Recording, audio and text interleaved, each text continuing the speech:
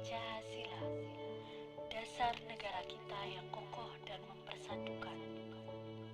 Mari kita simak perjalanan sejarahnya, khususnya pada sidang PPKI. Pada tanggal 18 Agustus 1945, Panitia Persiapan Kemerdekaan Indonesia atau dikenal dengan PPKI mengadakan sidang untuk membahas dan menetapkan Undang-Undang Dasar 1945 serta Dasar Negara.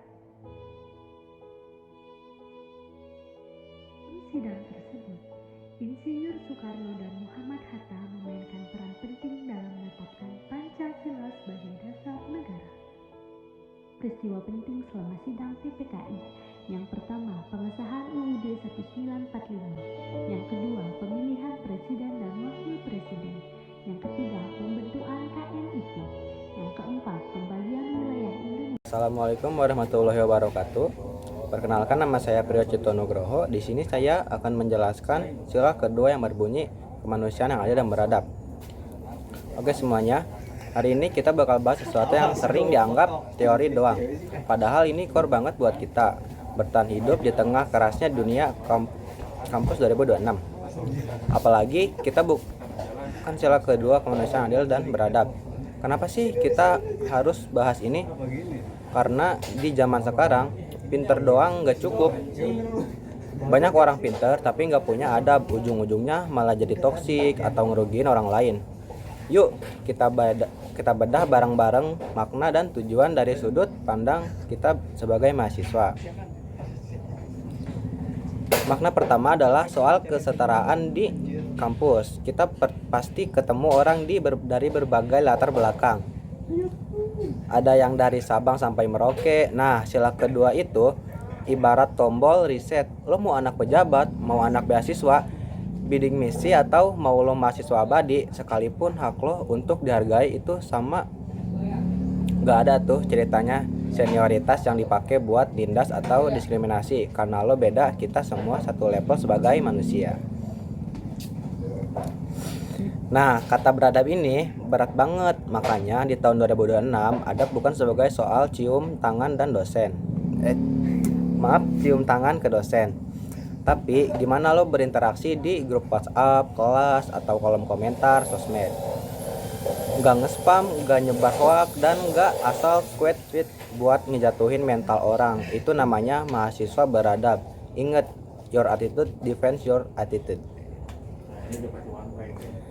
Makna lainnya adalah berani membela kebenaran. Kalau lo lihat ada temen lo kena pelecehan seksual di kampus atau ada ketidakadilan di birokrasi, lo nggak cuma diem. Sila kedua itu pergerakan buat kita jadi vokal terhadap ketidakadilan. Mahasiswa itu kan penyambung lidah rakyat. Masa lihat teman sendiri susah malah pura-pura merem? Terus tujuan apa sih selain kita dapat nilai bagus di matkul Pancasila? Ada 3 tujuan besar yang harus kita sadari. 1. Membangun circle yang sehat. Tujuannya supaya lingkungan kampus kita nggak isinya sikut-sikutan. Kalau semua orang sadar sila kedua kerja kelompok bakal lebih enak nggak? Ada yang namanya free rider dan ngerugiin temannya sendiri secara sengaja.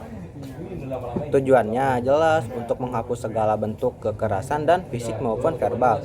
Kita pengen kampus jadi safe space buat semua orang yang berkembang. Global citizenship, sila kedua ini nyiapin kita jadi warga Indonesia di era globalisasi 2026. Ini kita bakal kerja sama orang dari berbagai negara. Kalau kita udah punya base kemanusiaan yang kuat, kita bakal lebih dihargai di kancah internasional. Jadi guys, sila kedua itu bukan sekedar teks di burung Garuda yang kita lihat di depan kelas. Itu adalah manual book buat jadi manusia beneran. Coba deh mulai besok minimal 1 hari 1 kali praktikin poin kemanusiaan ini. Entah itu nahan pintu buat orang di belakang lo, atau ngedengerin curhat teman lo yang lagi brown out sama skripsi tanpa ngezag. Kalau kalian pengen baca lebih detail soal riset-riset pengabdian mahasiswa yang keren-keren, bisa cek di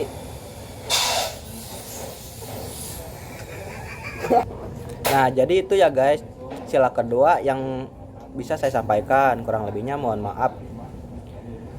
Saya Priyo Cipto Nugroho, saya pamit undur diri. Wassalamualaikum warahmatullahi wabarakatuh.